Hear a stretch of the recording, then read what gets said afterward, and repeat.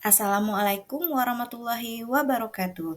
Saya Reni Apriwayuni, CGP Angkatan 10, SMP Negeri 3 Teluk Batang, Kabupaten Kayong Utara. Pada kesempatan kali ini, saya ingin menyampaikan demonstrasi kontekstual pendidikan yang berpihak pada murid. Sebelum saya lanjutkan, silakan saksikan cuplikan video berikut ini.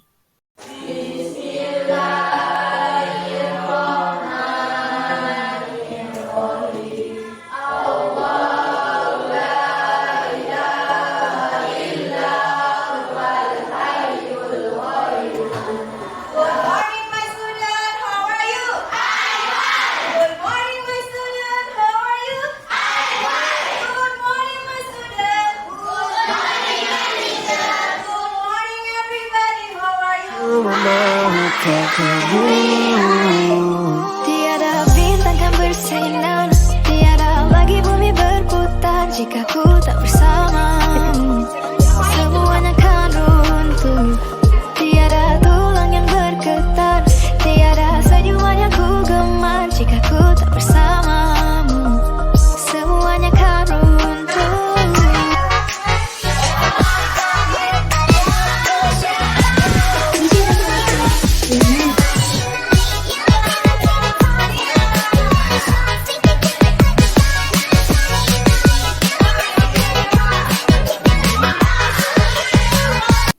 Cuplikan video tersebut merupakan kegiatan-kegiatan yang dilaksanakan di sekolah kami untuk mendukung pendidikan yang berpihak pada murid. Seperti yang kita ketahui, azas pemikiran Ki Hajar Dewantara yang pertama, pembelajaran itu menuntun. Yang kedua, pendidikan sesuai dengan kodrat alam dan kodrat zaman. Yang ketiga, pendidikan budi pekerti. Yang keempat, pendidikan yang berhamba pada murid. Yang pertama, pembelajaran itu menuntun. Menurut Ki Hajar Dewantara, tujuan pendidikan adalah menuntun segala kodrat yang ada pada anak-anak agar mereka dapat mencapai keselamatan dan kebahagiaan yang setinggi-tingginya, baik sebagai manusia maupun sebagai anggota masyarakat. Oleh sebab itu, pendidik hanya menuntun tumbuh atau hidupnya kekuatan kodrat yang ada pada anak, memperbaiki lakunya, bukan dasarnya. Dalam proses menuntun, anak diberi kemerdekaan belajar, namun tetap diberikan arahan agar anak tidak kehilangan arah. Yang kedua, pendidikan sesuai dengan kodrat alam dan kodrat zaman. Pendidikan anak sejatinya menuntun anak mencapai kekuatan kodratnya sesuai dengan alam dan zaman. Kodrat alam, pendidikan harus sesuai dengan lingkungan peserta didik tinggal, serta mengutamakan kearifan lokal sosial budaya sekitarnya. Pengaruh dari luar tetap harus disaring dengan tetap mengutamakan kearifan lokal sosial budaya. Kodrat zaman, pendidikan juga perlu mempertimbangkan dan menyesuaikan perkembangan peserta didik sesuai zamannya. Pendidikan harus terus berubah menjawab tuntutan zaman yang terus berkembang. Yang ketiga, pendidikan budi pekerti. Budi pekerti merupakan perpaduan antara cipta, kognitif, karsa, afektif sehingga menciptakan karya psikomotorik. Peserta didik dilatih melalui pemahaman kesadaran diri yang baik tentang kekuatan dirinya serta dilatih mengelola diri agar mampu memiliki kesadaran sosial bahwa ia tidak hidup sendiri dalam relasi sosial. Peserta didik dituntun untuk membuat suatu keputusan yang bertanggung jawab dalam kemerdekaan dirinya dan kemerdekaan orang lain. Keluarga merupakan tempat utama dalam melatih karakter anak. Kita sebagai pendidik di sekolah ikut turut serta membantu dengan tuntunan dan teladan yang sesuai dengan kebutuhan murid. Yang keempat, pendidikan yang berhamba pada murid.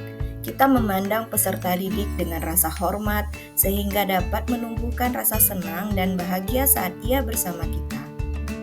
Semua yang kita lakukan sebagai pendidik dalam pendidikan haruslah berorientasi pada peserta didik. Peserta didik bukan dilihat sebagai objek, melainkan sebagai subjek. Sebagai pendidik, kita memberikan kesempatan dan fasilitas kepada mereka sesuai bakat dan minatnya dalam mencapai tujuan pembelajarannya.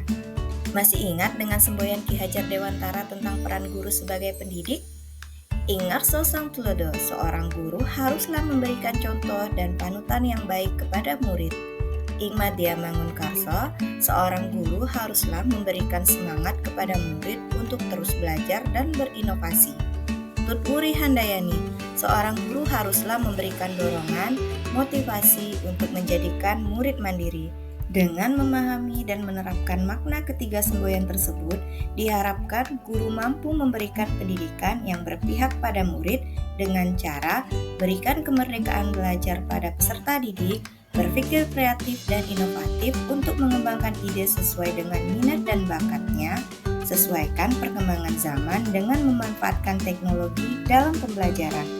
Namun, pada kenyataannya masih banyak tantangan yang dihadapi dalam mewujudkan pendidikan yang berpihak pada murid. Di antaranya, kemampuan guru yang masih belum memahami secara menyeluruh tentang pemikiran Ki Hajar Dewantara, masih banyak guru yang menggunakan metode teacher center. Metode ini sudah tidak relevan dengan perubahan masa dan karakteristik peserta didik. Masih rendahnya minat dan motivasi peserta didik dalam mengikuti program-program yang diadakan sekolah. Untuk mengatasi tantangan ini, solusi yang dilakukan agar dapat terciptanya pendidikan yang berpihak pada murid, diantaranya guru aktif dalam meningkatkan kompetensi serta mengembangkan keterampilan untuk lebih memahami pendidikan yang berpihak pada murid dengan mengikuti berbagai pelatihan, seminar, atau workshop. Kemudian, guru menggunakan model atau metode pembelajaran yang bervariatif yang sesuai dengan pembelajaran yang berpusat pada murid, agar murid dapat lebih berperan aktif dalam pembelajaran dan tidak merasa bosan. Kemudian, guru selalu memberikan motivasi dan menuntun murid untuk memilih dan berperan aktif dalam program-program sekolah yang sesuai dengan minat dan bakatnya. Guru selalu memberikan contoh teladan yang baik untuk membentuk karakter yang baik pada murid. Semoga kita semua dapat mewujudkan pendidikan yang berpihak pada murid dengan menerapkan asas-asas pemikiran Ki Hajar Dewantara. Demikian yang dapat saya sampaikan. Terima kasih. Salam Ibu Bapak Guru hebat, salam guru penggerak.